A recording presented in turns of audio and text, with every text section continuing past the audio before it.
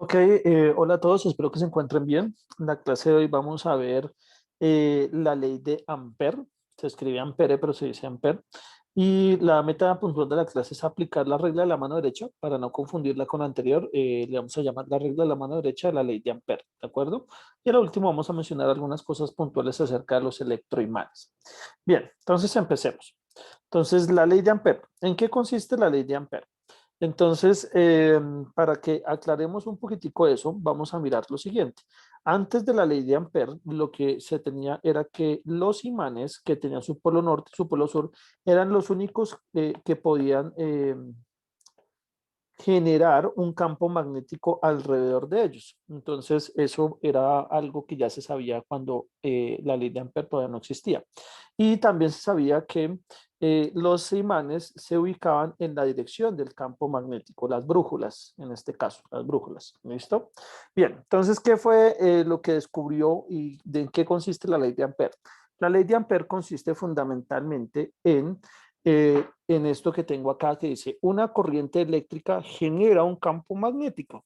Entonces fue un descubrimiento muy importante porque ahora el señor Ampère se dio cuenta que yo puedo generar un campo magnético a partir de una corriente eléctrica. Antes, como lo había mencionado, solo era a partir pues de los imanes y ya. Entonces, ¿qué es lo que se dio cuenta el señor Ampère? Que entre más corriente yo ponga a pasar por este cable, por este conductor, pues se va a generar un campo magnético más intenso. Entonces es a mayor corriente, mayor campo magnético. Y acá, entre más distancia o más me aleje del conductor, el campo magnético va a ser de menor intensidad. ¿Listo? Esa sería como la idea básica de eso. Y la dirección, la forma del campo magnético, pues en este caso es circular, no va a ser como la de los imanes, sino va a ser alrededor de este de acá. Entonces, para determinar cuál es la dirección de ese campo magnético, existe lo que les he mencionado ahorita, que se llama la regla de la mano derecha. Entonces, la regla de la mano derecha es esta de acá. Entonces, dice regla de la mano derecha de la ley de Ampere. ¿Para qué sirve? Dice, para saber la orientación del campo magnético beta que genera la corriente. ¿Listo?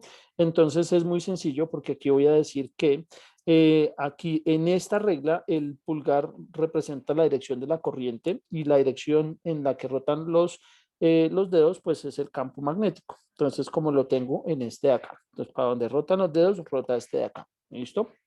Bien, entonces vamos a hacer el primer ejemplo. El primer ejemplo es este. Cuando la corriente va hacia arriba, entonces yo voy a simbolizar esto como si fuera el, el cable con la corriente. Y entonces tengo que el pulgar va hacia arriba y los dedos van a girar hacia acá. Entonces, mire, aquí lo estamos viendo de esta forma. De tal forma que yo puedo decir que cuando la corriente, cuando la corriente... cuando la corriente va hacia arriba, el campo magnético circular va de izquierda a derecha, de izquierda hacia la derecha, obviamente en la parte frontal de esto. ¿Listo? Ese sería el primer ejemplo. Vámonos para el ejemplo número 2. Cuando la corriente va hacia abajo, cuando la corriente va hacia abajo, tengo esto. Entonces el pulgar va hacia abajo y los dedos van atrás del esfero, atrás del cable. Entonces, miren lo que pasa. El campo magnético en la parte frontal, cuando usted le da la vuelta a todos los dedos, va a ir de derecha a izquierda. Entonces, eso sería algo como así. Va de la parte derecha a la parte izquierda, en la parte frontal, repito. Entonces, esta sería la idea. Cuando la corriente va de abajo hacia abajo, el campo magnético va de derecha a izquierda. ¿Listo? Bien. Si eso es claro, entonces ahora miremos otras direcciones para la corriente que no son muy comunes.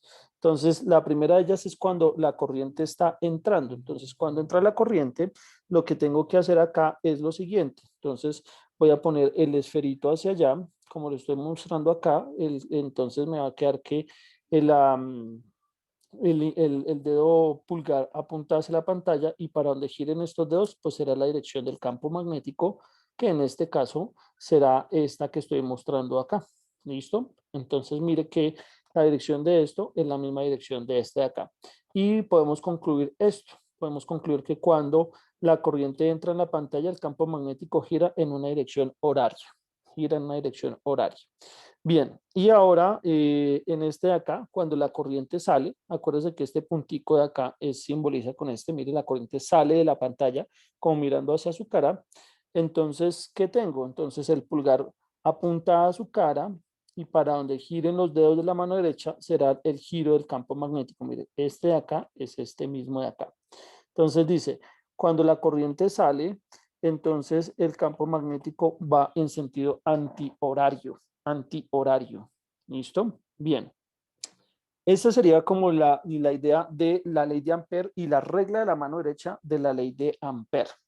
Ahora, para terminar, vamos a mirar algo que tiene que ver con los electroimanes. Entonces, ¿qué es un electroimán? Un electroimán es aquel que genera un campo magnético producto de su corriente, es decir, es una aplicación de la ley de Ampère.